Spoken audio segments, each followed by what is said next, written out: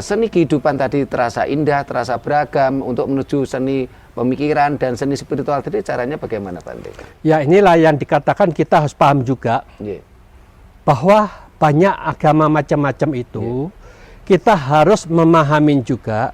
Satu, lihatlah kenyataannya, sejarahnya, bagaimana guru utamanya. Kalau guru utamanya itu batinnya masih kotor, sulit apa yang diajarkan itu bisa bersih dan murni.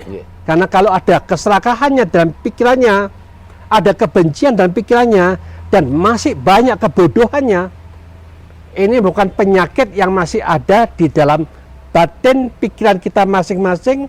Kalau guru kita 100% kekotoran batin ada, bagaimana? Yang diajarkan juga sama.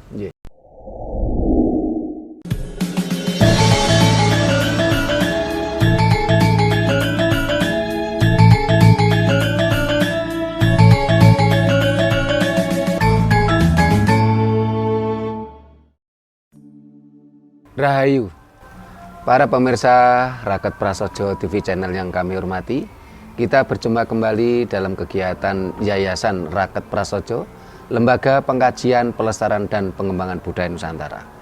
Nah, para pemirsa, mumpung kita masih di Wihara Padmagraha Kota Batu, kita akan banyak belajar pada tentu guru yang semestinya kita belajar. Jangan sampai kita keliru guru. Nah, kita akan minta pelajaran, arahan terkait dengan seni kehidupan pada Bante Dhammawijayo Mahathera. Rahayu Bante. Rahayu, semoga berbahagia selalu semuanya. Terima kasih Bante. Nah, ini para pemirsa kita ingin belajar banyak Bante tentang seni kehidupan. Itu bagaimana Bante? Ya, memang hidup itu kita harus mencari cara untuk menciptakan bagaimana seni yang kita miliki ini bisa dikembangkan. Tetapi ingat, seni apapun juga kita tidak bisa minta kepada siapapun juga, tetapi harus diusahakan, diperhatikan dengan sungguh-sungguh, fokus terhadap apa yang kita ingin kembangkan di dalam seni itu. Seperti kita tahu adik-adik kita Aryani yang dapat AGT di Amerika, wah, itu dia Putri Aryani. Dia kan melatih semenjak usia 2 tahun nyanyi sampai 17 tahun, baru itulah dia akan ngetop karena dia melatih dengan sungguh-sungguh. Waktu latihan ya, apakah itu piano, apakah itu suara dan lain-lainnya yang dia bisa lakukan, dia kembangkan, dia melatih dengan sungguh-sungguh, otomatis akhirnya usaha, perhatian dan fokus dengan sungguh-sungguh, akhirnya seni dalam ilmu menyanyi, dalam permainan piano, akhirnya dia sangat mahir. Demikian juga seni apapun juga, seni pertanian, kita harus belajar juga. Perhatikan dengan sungguh-sungguh. Fokus pikiran kita ke sana. Otomatis pertanian kita akan maju dan sangat pesat. Para ilmuwan juga demikian. Harus berusaha dengan sungguh-sungguh. Curahkan perhatian ke bidang ilmu kita. Fokus di sana, kita pun juga akan maju yang sangat luar biasa. Demikian juga kita tahu. Kita punya mata, telinga, hidung, mulut, tubuh, dan pikiran. Nah, disinilah yang dikatakan kita sudah memiliki ke-6 indera ini, tetapi kita jarang yang memperhatikan, jarang yang berusaha untuk menganalisa dan menyelidiki bagaimana caranya menggunakan ke-6 indera ini supaya kita bersama-sama menemukan seni yang indah yang membawa kedamaian dan kebahagiaan bagi pribadi maupun bagi lingkungan kita bersama. Itulah yang dikatakan seni hidup yang sangat-sangat super. Kalau dijalankan, pasti kita akan sukses di dalam bidang manapun juga. Berarti memang ini Bante ya, seni kehidupan itu sangat diperlukan oleh setiap manusia ya Bante, supaya kehidupannya menjadi indah, menjadi beragam, tidak monoton, tidak kaku ya Bante ya. Untuk dia harus banyak mempelajari tentang seni kehidupan tadi Bante. Itu satu harus yang mereka perhatikan juga. Tetapi yang penting kita harus tahu, kita ini ilmu seperti ini sangat jarang diajarkan di sekolah. Orang tua juga tidak mengajarkan. Guru-guru agama juga tidak mengajarkan. Maka dari itu kita harus berani untuk mencari guru-guru yang spesialisasi, yang khusus, memiliki seni yang sangat luar biasa. Kita jangan ragu, jangan bimbang, jangan kasih merek apapun juga. Karena ingat, Siddhartha, Pangeran Siddhartha itu, dia seorang pangeran, tapi ketika dia mau mengembangkan spiritualnya, dia harus berguru. Beberapa guru yang paling hebat di zaman itu, akhirnya dengan sungguh-sungguh dia latihan, temulah seni untuk mengatur cara berpikir yang super dahsyat. Akhirnya dia menemukan cara yang luar biasa, seninya tidak menata pikiran yang luar biasa, sehingga dia bisa membebaskan dari semua penderitaan dan menemukan kebahagiaan yang super hebat, mencapai kebahagiaan yang tertinggi. Itu merupakan seni pikiran maupun seni spiritual ya Bante ya. Nah ini Bante, ada beberapa hal yang kalau kita cermati itu kan ada beberapa keyakinan yang mengajarkan seolah-olah Tuhannya dalam keyakinan tadi tidak suka keindahan. Dia misalnya menghalangi keindahan, dia menghalangi keberagaman, sehingga hanya monoton, pokoknya harus ini, begini tidak boleh, begini tidak boleh. Nah ini bagaimana untuk supaya seni kehidupan tadi terasa indah, terasa beragam, untuk menuju seni pemikiran dan seni spiritual tadi, caranya bagaimana Bante? Ya inilah yang dikatakan kita harus paham juga, bahwa banyak agama macam-macam itu, kita harus memahami juga. Satu, lihatlah kenyataannya, sejarahnya, bagaimana guru utamanya. Kalau guru utamanya itu batinnya masih kotor, sulit apa yang diajarkan itu bisa bersih dan murni. Karena kalau ada keserakahannya dalam pikirannya, ada kebencian dalam pikirannya, dan masih banyak kebodohannya, ini bukan penyakit yang masih ada di dalam batin pikiran kita masing-masing. Kalau guru kita 100% kekotoran batin ada, bagaimana? Yang diajarkan juga sama. Ya, yang kurang bagus, kurang indah. Tetapi maka dari itu, yang utama dari tiap-tiap agama itu kita harus memperhatikan guru utamanya. Sampai di mana kemampuan dia mengolah pikirannya, ajarannya, apakah itu sungguh-sungguh murni, sungguh-sungguh bersih dan bisa diterima. Oh iya ya, kalau ajaran seperti ini diterima, dijalankan oleh semua pihak, ini akan indah dunia ini, damai dalam diriku, damai dalam orang lain, damai pula dan guru-guru kita yang kita agungkan.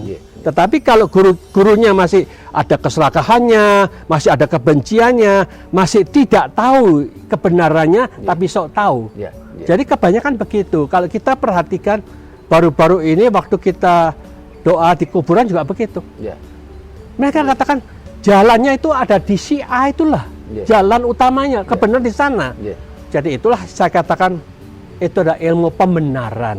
Nggak benar tapi dibenar-benarkan. Bukan ilmu kebenaran Bante, tapi pembenaran. Ya itulah. Jadi dengan demikian kasihan. Jadi kita harus berani. Zaman saya sekarang itu zaman revolusi, pikir baik-baik, renungkan baik-baik, analisa baik-baik. Kalau itu tidak benar, kita katakan tidak benar, jangan diterima. Bante, ketika kita bicara tentang seni pikiran, seni spiritual, memang tentu ya Bante, kita harus menghindari atau harus benar-benar kritis, harus benar-benar screening ya Bante ya, istilahnya kita harus menghindari guru utama yang selalu mengajarkan pemaksaan. Oh kamu harus begini, kalau kamu tidak sepaham dengan saya, kamu salah. Kalau kamu tidak sepaham dengan saya, kamu akan saya bunuh. Nah, sehingga akhirnya terjadi ada pemaksaan, ada perampokan. Tentunya ini akan menghalangi seni spiritual yang sebenarnya Bante tentunya. Ya itulah kasihan sekali. Jadi kita harus tahu juga, memang zaman sekarang ini ternyata masih ada guru-guru yang menjajah di dalam mendidik anak buahnya. Itu sangat-sangat kasihan. Mereka tidak tahu bahwa sesungguhnya penjajah yang paling harus kita jajah itu ada di dalam batin dan pikiran kita. Jadi penyakit-penyakit itu yang saya katakan tadi, keserakahan kita masih ada, kebencian juga masih ada, kebodohan kita juga ada. Jangan memaksakan, kalau kita memang nggak tahu, jangan memaksakan murid-murid kita harus percaya seperti apa yang aku percaya. Itu namanya kita menjajah murid-murid kita, dan kita harus menyadarin, awakku dewe yang jajah awakku dewe loh. Aku nggak tahu apa-apa, karena maka dari itu Sang Buddha adalah satu-satunya jalan. Beliau mengatakan, marilah kita sadar, yang penting itu bukan apa yang ada di dalam memori kita, yang kita pelajarin dari kitab-kitab itu dianggap sebagai kebenaran. Dan ingat baik-baik, kitab suci semuanya itu sesungguhnya adalah hasil karangan dari manusia. Kalau memang ada mengatakan bahwa kitab suci kita datang dari atas yang memberikan dan menciptakan, aku senang sekali. Marilah kita yang bicara memang ahli dalam teologi seperti itu. Saya senang sekali. Undanglah mereka yang maha tinggi itu. Kalau dia bisa menciptakan kitab suci, kenapa kok dia tidak bisa muncul bicara? Jadi supaya tidak terjadi perdebatan, pertentangan, kita akan undang ngisi 24 jam di TV kita. Wah, jadi semua orang menonton. Wah, ini benar-benar ini Tuhan yang tertinggi sudah muncul turun ke bumi. Ini nampaknya begini, Bante. Nampaknya yang jelas itu tidak ada kitab suci. Yang ada adalah kitab yang disucikan. Tidak ada manusia suci, yang adalah manusia yang disucikan adanya, kan begitu, Bante. Kalau tentunya hal semacam itu kan akan bertentangan dengan hukum alam, Bante. Karena di dunia ini kan tercatat ya, Bante. Di dunia ini kan ada 4.200 agama. Ada 2.500 nama Tuhan loh, Bante. Nah, tentunya kalau ini apa? Ini merupakan indikator kalau sebenarnya agama ataupun nama Tuhan tadi adalah produk-produk lokal, produk-produk manusia.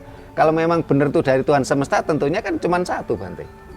Tapi ini kan warna-warni, sampai 4.200 agama loh, Bante. Ada 2.500 nama Tuhan. Nah, bahkan ada beberapa agama yang cara penyebarannya, ya kita bicara tentang seni spiritual ya, Bante ya. Karena tema kita tadi kan seni kehidupan. Seni kehidupan tentunya akan bicara juga tentang seni spiritual. Bahkan ada juga yang ada sebuah guru yang mengajarkan begini. Kamu harus ikut saya. Kalau kamu tidak mau ikut saya, tidak mau tunduk kepada saya, akan aku perangi kamu, akan aku ambil hartamu, akan aku ambil wanita-wanitamu. Ini kan tentu keserakahan yang luar biasa, Bante ya. Dan itu tentunya apakah mungkin orang seperti ini akan mencapai tingkat spiritual yang tinggi, Bante? Nah, kalau seperti itu saya katakan dia adalah manusia agamawan. Agamawan. Ya. Agamawan yang jadi mafia. Jadi mafia. Ya itu. Ya. Jadi dengan demikian kalau kita perhatikan, Sang Buddha katakan memang dunia ini diciptakan oleh permainan pikiran tiap-tiap individu. Maka dari itu kita sebagai manusia yang bijaksana tidak boleh gampang untuk menerima apa yang dikatakan oleh siapapun juga. Tanpa sebuah kenyataan, tanpa sebuah pembuktian ya, Bante ya. Maka itu siapapun juga yang bicara itu kita diminta untuk menganalisa dan menyelidikin.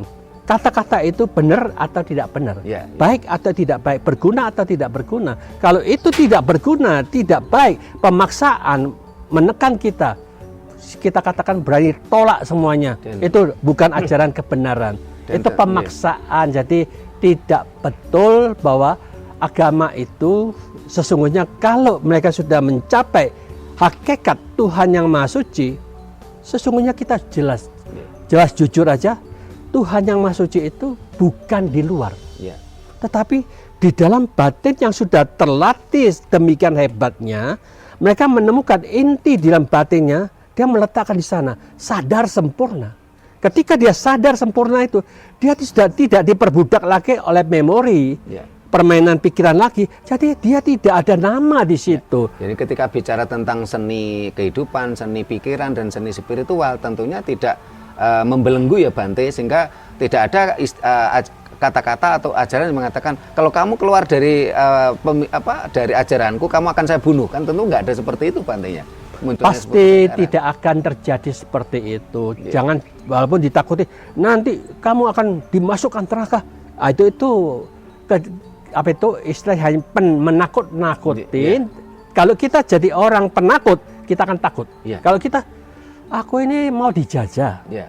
wah saya lawan dong. Ya. Kita tidak mau dijajah Londo atau dulunya, Ya, lawan. benar, Karena ya. kita harus revolusi loh. Ya, gitu. Revolusi mental kita itu artinya yang nggak benar ya jangan diikutin. Ya. Jadi itulah yang namanya keberanian untuk melawan penjajah-penjajah yang sering terjadi di mana-mana. Dan itu penjajahan psikis ya Bante ya. Ya itulah jadi penjajah yang seolah-olah dia itu pinter sendiri, Ya. bener sendiri, Ya. tapi ngawur. Ya. Jadi ngomong sembrono, Ya. jadi seenaknya dewe karena dia tidak diatur tata cara berpikir yang benar itu gimana, juga tidak ada yang dikatakan tata cara berbicara yang benar itu gimana, Ya. dia nggak tahu. Ya. Ya. Maka dari itu kalau mengikuti cara Sang Buddha itu sudah jelas. Ya. Pikiran yang salah itu siapapun juga penuh dengan kebencian, Ya.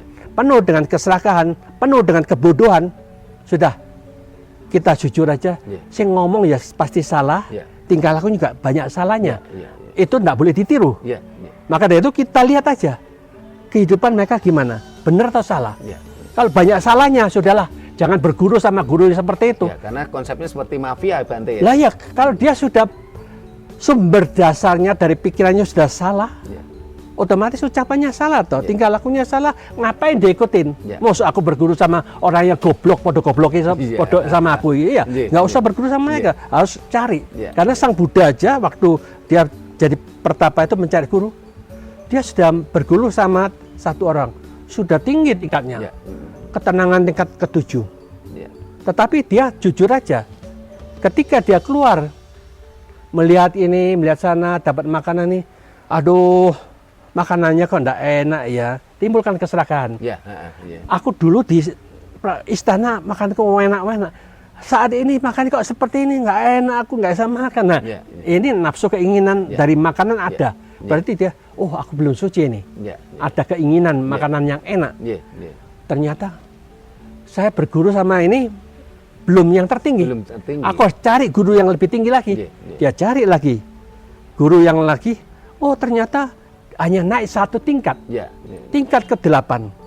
Ketika dia sudah mencapai tingkat ke-8 itu, dia tes ke dalam dirinya sendiri. Ya. Sama juga Ya.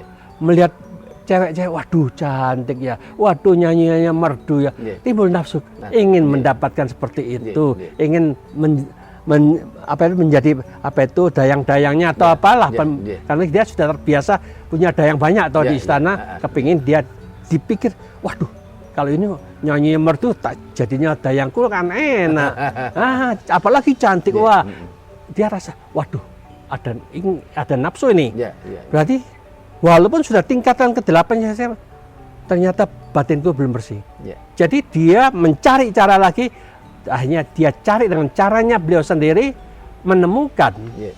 Menemukan ketika mencapai kesucian, teng, dimanapun juga dia dapat makanan apapun juga, dia tidak pernah timbul nafsu keinginan. Yeah. Aku golek sing enak-enak loh. Seperti yang di istana Yeah, yang luar yeah. biasa itu, Yeah. tidak pernah terpikir lagi Yeah. sudah bersih. Oh makanan ini hanya berfungsi untuk menyehatkan tubuhku, Yeah. melanjutkan hidupku. Sudah aku puas dengan apa yang aku dapat. Yeah. Jadi dengan cara seperti inilah yang dikatakan, contohlah apa yang dilaksanakan oleh Siddhartha yang sedang berjuang untuk mencari kebenaran. Yeah.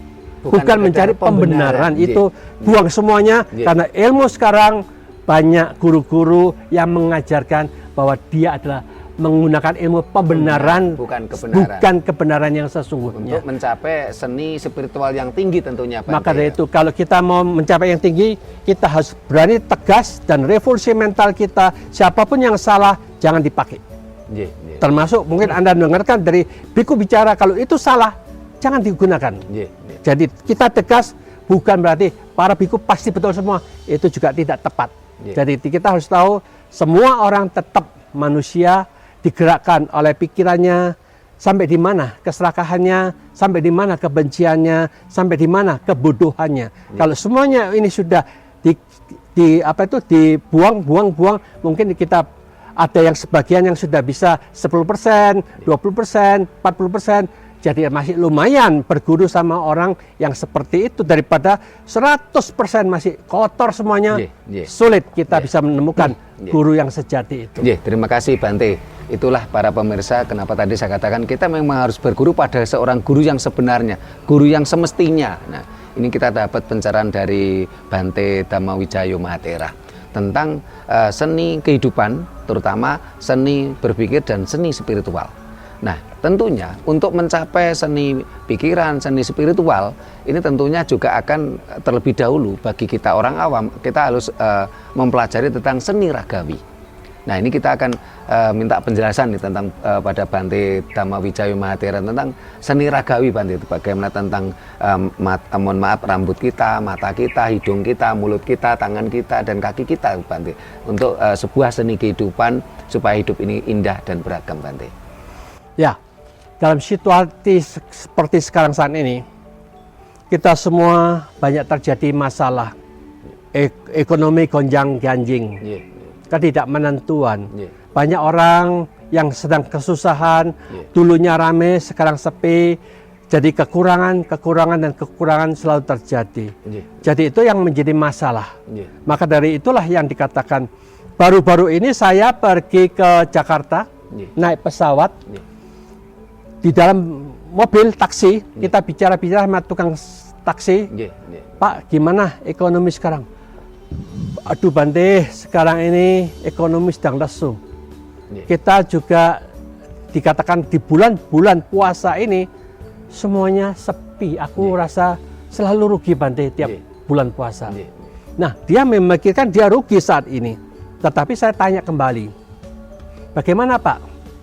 11 bulan di luar puasa. Oh ya, 11 bulan itu hitung masih banyak untungnya, Bante. Jadi dengan demikian kita harus pandai-pandai juga mengatakan bahwa arah pikiran yang salah, kita masuk di dalam kerugian-kerugian itu, disitulah kita menderita. Tetapi alangkah indahnya, kita bersama-sama berusaha, masukkan pikiran kita, oh ternyata 11 bulan sangat menguntungkan. Dunia ini indah dan menyenangkan. Lebih banyak untungnya daripada ruginya. Jadi pikiran jangan masuk kerugian, tetapi pikiran masuk yang menguntungkan. Demikian juga kalau kita ada masalah apapun juga, ternyata kita itu ada dua versi. Versi kaya secara duniawi dan kaya secara spiritual. Kalau kita hanya menekankan kaya duniawi, jadilah masalah untuk kita.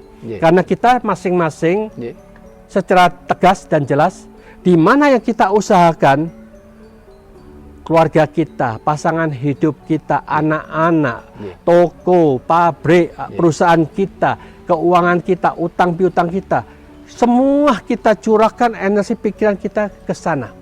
Karena kita anggap itu penting dan sangat penting. Sehingga kita tanpa sadari 99,99% kita masuk ke hal yang membuat kita yang menjadi problem dan masalah, kita menderita. Mengapa demikian? Karena kita menilai batin dan pikiran kita cuma 0,01%. Gonjang-ganjing di luar, kita juga terombang-ambing dalam batin dan pikiran kita. Maka kita diminta orang yang pandai adalah bagaimana kita membalik. Membalik dalam arti kata, di luar itu nilainya kecil.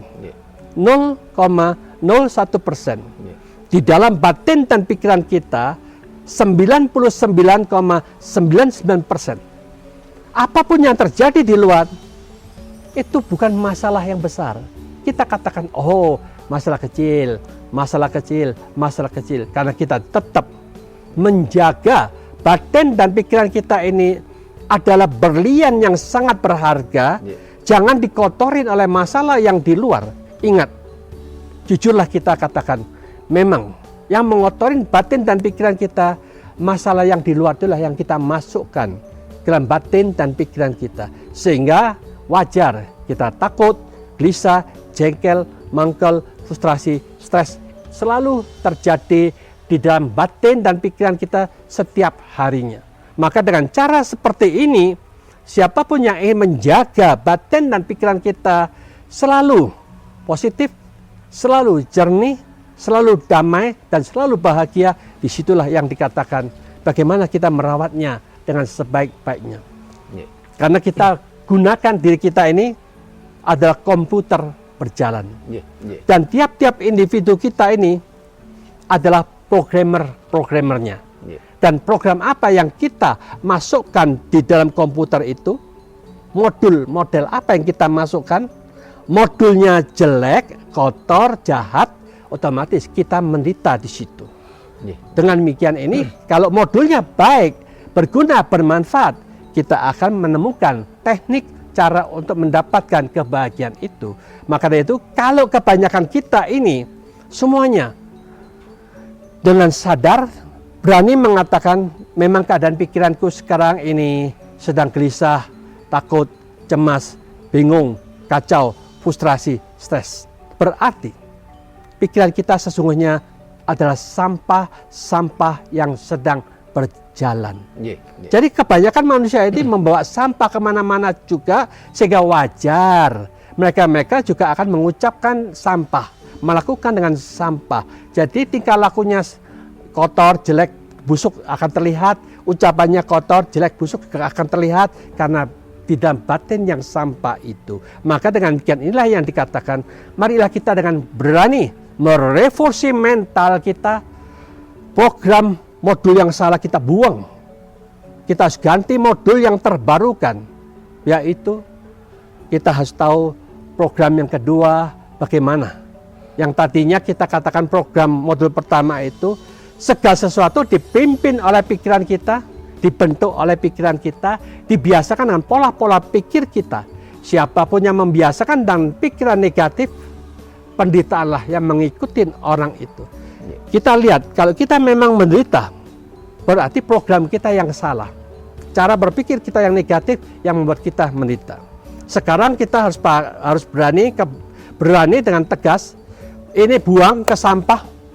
Marilah kita cari modul yang terbaru, kita masing-masing memimpin pikiran kita dengan pikiran yang positif. Membiasakan dengan pikiran positif, bangkitkan pikiran positif yang terus-menerus. Siapapun yang membiasakan dengan pikiran positif, kebahagiaanlah mengikuti diri kita masing-masing.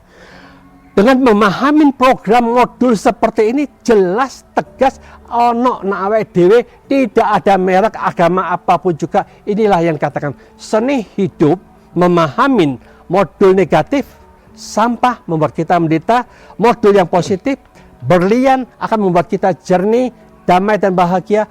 Tinggal Anda pilih mana yang Anda ingin pakai semua itu. Maka dengan memahami seperti inilah kita sadar dengan sepenuhnya memang gelisah, takut, cemas, bingung, kacau, frustrasi, stres itu adalah sampah. Kita semua sebelumnya tidak mau ada sampah di dalam batin dan pikiran kita. Maunya kita menemukan bagaimana berlian itu menjadi milik kita. Kita ganti semuanya itu, sadar yang kita ingin cari adalah bagaimana menemukan kedamaian, mengikuti apa yang Sang Buddha katakan, nati santi paramang sukang. Tidak ada kedamaian yang melebihi kebahagiaan. Jadi kedamaian itulah kebahagiaan yang tertinggi. Maka dari itulah yang dikatakan mulai sekarang dan seterusnya, ketika kita duduk, berjalan, setir mobil, sedang menunggu penumpang, di mana juga kita berjalan, di dapur, di sawah, dimanapun juga, jangan lupa kita tetap bekerja bersama. Apa yang kita cari, sugestilah ke dalam diri kita, yaitu sadar, damai berulang-ulang dengan sungguh-sungguh, tiap detik, tiap menit, tiap jam dijalankan seperti itu. Kita akan rasakan perubahan apa setelah 7 hari kemudian, karena kita membiasakan dengan energi positif kita bangkitkan. Apakah kita merasa sejuk dan damai akan muncul di dalam kita? Itulah yang dikatakan datang lihat, membuktikan kebenaran, mengikuti cara benar dalam teknik cara berpikir, membangkitkan pikiran-pikiran positif berulang-ulang, pasti damai dan bahagia akan menjadi milik kita. Komputer kita bebas dari virus, karena di mana munculnya pikiran positif, di situ tidak ada pikiran negatif. Di mana munculnya pikiran negatif, di situ tidak ada yang positif. Maka dari itu, orang pandai memahami hukum seperti ini, mereka akan bersuka cita mengikuti hukum yang positif, hanya membangkitkan sadar damai, pasti bahagia menjadi milik kita bersama. Itulah seni hidup yang membawa kita semua lebih damai dan lebih bahagia. Terima kasih Bante pencerahannya.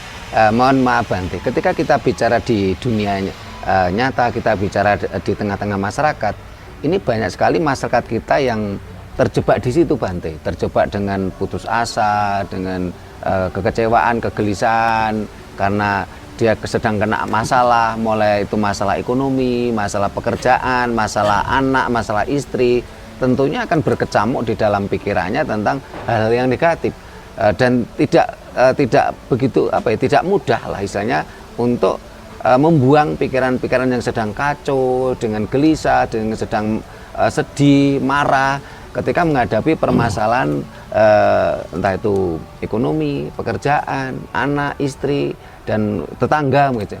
Nah, ini teknik bagaimana Bante yang paling sederhana yang bisa dikerjakan oleh masyarakat awam ketika dia sedang menghadapi permasalahan tersebut Bante?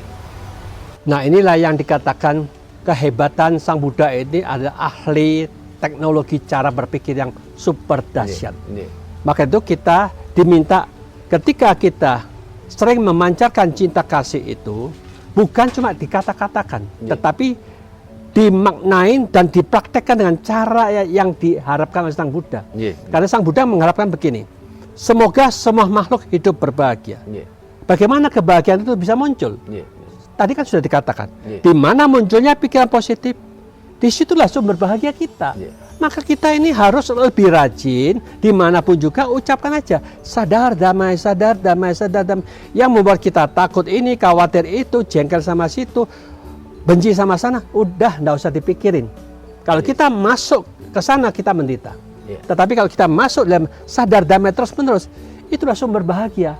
Tinggal kita pilih seperti itu. Nah, memang begini Bante, banyak orang akan mengatakan begini, wah itu teori gampang Bante, tapi prakteknya sulit itu Bante, karena untuk membuang pikiran kotor tadi, pikiran tentang gelisah, ya, tentang kecewa, untuk menyadari itu kan kita butuh kesadaran dulu toh Bante. Nah, untuk menuju sadar aja kadang-kadang hal yang sederhana itu bagaimana Bante? Ya itulah, jadi kita memang harus istilahnya semua itu dibiasakan dengan latihan demi latihan. Maka itu kita siapapun juga yang melatih diri, dia pasti akan menemukan cara yang sama dengan apa yang Sang Buddha ajarkan. Karena Sang Buddha ini kan siapapun yang melatih kan menata cara berpikir yang super dahsyat itu, bagaimana caranya kita bisa terbebaskan dari semua masalah itu. Maka itu bukan sesuatu itu kita sulit untuk mengatasi, tetapi karena kita belum terbiasa. Kita sudah terbiasa kecemplung di dalam masalah itu, seolah-olah, wih wangel itu. Seolah-olah aku sudah kecemplung dalam lumpur, ya gimana saya bisa munggah dari lumpur itu. Nah, itulah yang dianggap mereka sulit. Tetapi kalau kita renungkan, kita analisa, semua itu memang membutuhkan waktu, proses. Maka dari itu saya katakan tadi, yang sopir taksi itu setelah 1 minggu kemudian dia ada WA. Terima kasih Bante. Saya sekarang sudah mendapatkan sejuk dan damai berkat sadar damai. Jadi dia jalankan ternyata.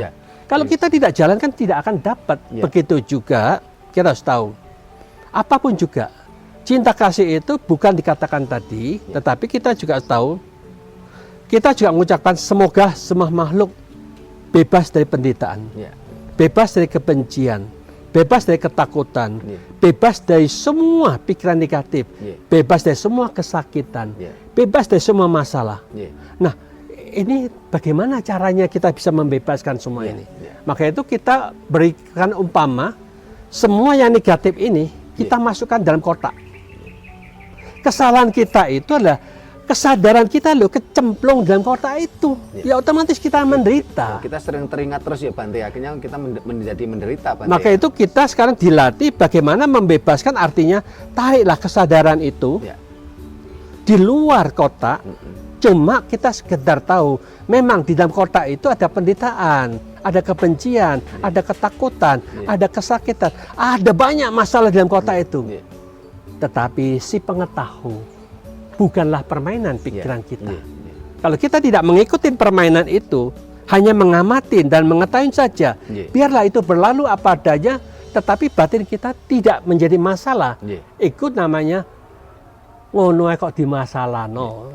Kecuali kita kadang kita tetap masuk di dalam penderitaan, ya kita jadi masalah. Tetapi kalau kita tidak mempermasalahkan, ya wajarlah, hidup memang ada masalah begitu. Gitu aja kok repot Bante. Ngono kok dipikirin ya. Jadi dengan demikian ya sudahlah. Masalah tetap ada, tetapi kita menjaga batin kita itu, ada yang dikatakan tidak ada masalah di dalam batin kita, masukkanlah ke sana. Kalau kita belum menemukan, selalu memikir, jadi kita malah stres yang ya, di luar Bante. tidak selesai, di dalam tidak selesai, semuanya tidak ada yang bisa kita selesaikan. Inilah ya, cara yang bodoh yang membuat kita menderita sendiri. Maka dari itu, bolehlah di luar masih belum selesai. Minimum batin dan pikiran kita sudah terselesaikan dengan teknik yang canggih, berpikir yang super dahsyat, lain dari yang lain. Jadi kita tidak mempermasalahkan, only the knower to create a far away from all of the troublesome. Kalau kita masuk dalam si pengetahuan saja, itu akan menjauhkan dari semua problema kita. Jadi itulah yang dikatakan teknik. Oh, masalah itu hanya permainan pikiran kita. Kalau kita masuk dalam si pengetahuan ini, kita kok adem ayem. Jadi harus kita sisihkan ya Bante. Jadi pikiran-pikiran kotor, negatif, gelisah, marah, jengkel itu kita sisihkan dan jangan kita pikirkan lagi ya Bante, sehingga menjadi pikiran kita menjadi jernih.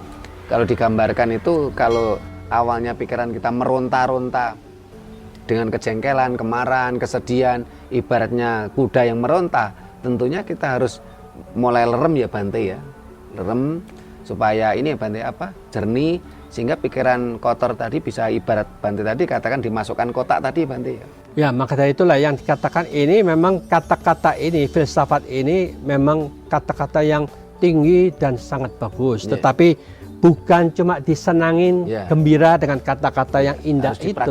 Tetapi kita harus membiasakan bagaimana menenangkan pikiran, masuk dalam si pengetahuan saja.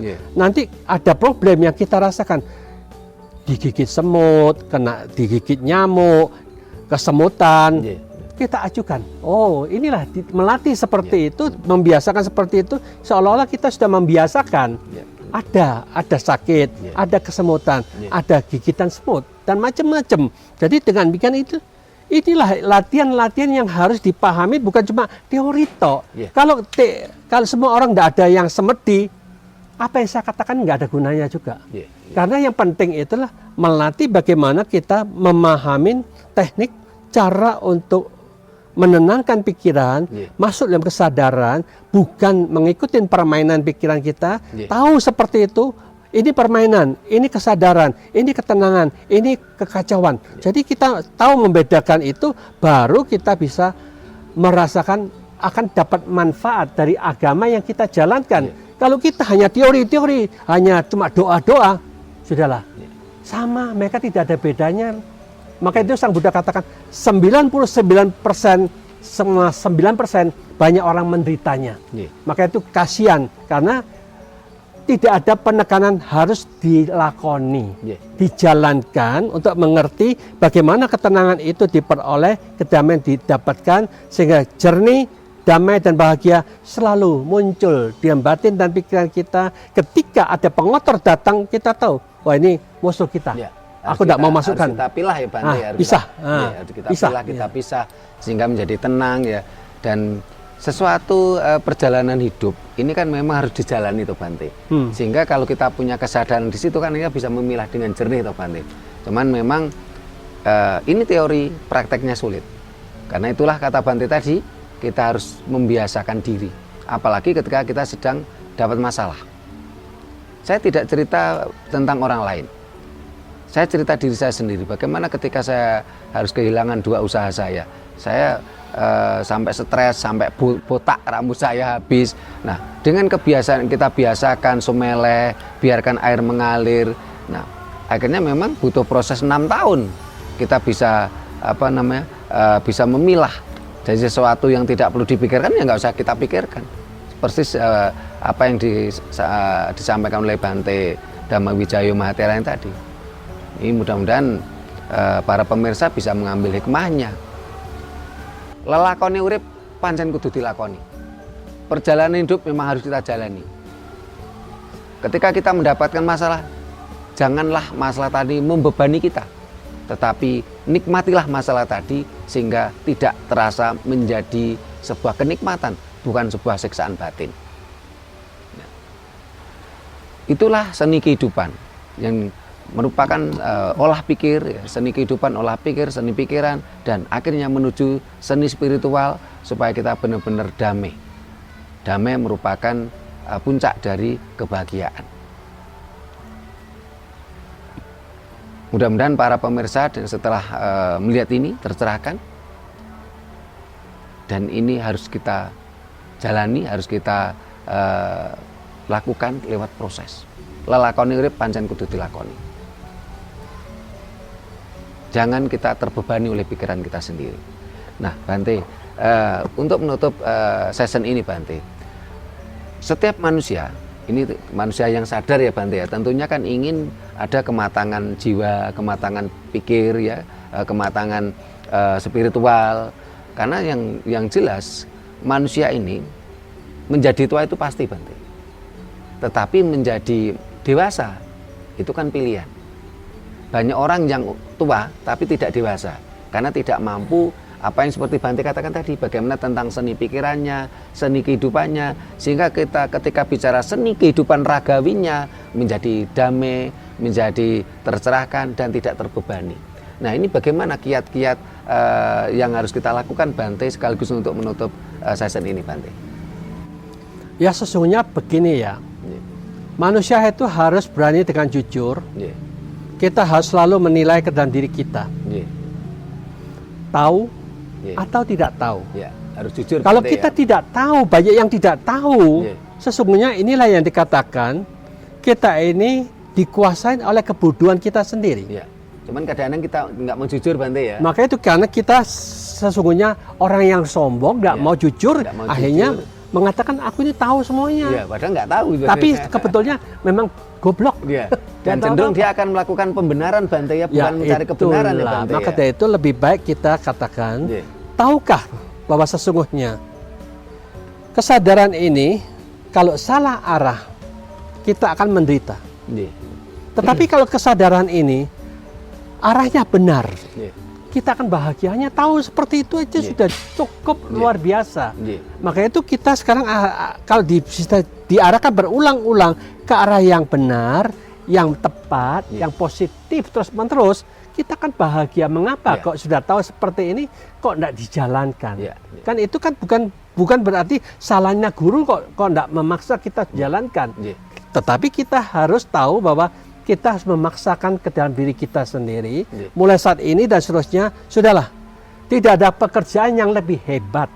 Tidak mengerjakan aktivitas pikiran yang positif, hanya ucapkan sadar damai berulang-ulang sambil kita bekerja di kebun, ngepel, nyapu, di dapur, setir mobil, naik sepeda motor, jalan kaki, lari. Akhirnya mampu membentuk dalam pikiran kita dibentuk, dibiasakan dengan ucapan sadar damai. Itu terus menerus itu akan menjadi sumber kebahagiaan kita. Itu aja yang simple, sederhana. Tahu dengan cara ini, jalankan, laksanakan. Wes pasti seminggu lagi kita pasti bahagia. Selesai. Siap, terima kasih Bante. Wah, luar biasa nih para pemirsa. Sederhana, simple. Apapun pekerjaan kita harus selalu sadar damai. Ini yang harus kita tekankan dalam pikiran kita untuk membentuk mindset pikiran kita. Sehingga seberat apapun beban kehidupan yang kita alami, permasalahan ekonomi, permasalahan pekerjaan, permasalahan anak, permasalahan istri, masalah tetangga, masalah sosial lainnya, semua menjadi damai dengan kesadaran kita. Kehidupan kita menjadi indah, ya. Seni kehidupan kita indah, seni pikiran kita indah, seni spiritual kita indah. Tentunya kita harus berpikir indah untuk sebuah action yang indah. Jangan sampai kita terbelenggu sebuah ajaran yang memusuhi keindahan. Jangan sampai kita terbelenggu pada sebuah keyakinan atau dogma yang yang berbau pemaksaan. Oh, kalau kamu tidak ikut saya, kamu salah. Kalau kamu tidak ikut saya, kamu akan nanti saya seksa. Kalau kamu tidak ikut saya, akan saya bunuh. Layaknya mafia yang membelenggu pikiran kita. Bebaskan kita dengan keindahan-keindahan seni kehidupan. Nah, para pemirsa, mari kita praktekkan apa yang disampaikan Bante Dhamma Wijaya Mahathera tersebut. Mudah-mudahan akan merubah cara berpikir kita, akan merubah kehidupan kita menjadi lebih indah. Terima kasih. Apa yang kita sampaikan, bila mana ada kata-kata kami yang kurang berkenan, tata krama kami yang kurang memadai, kami mohon maaf. Terima kasih. Sampai jumpa di kegiatan kita lainnya. Rahayu. Rahayu.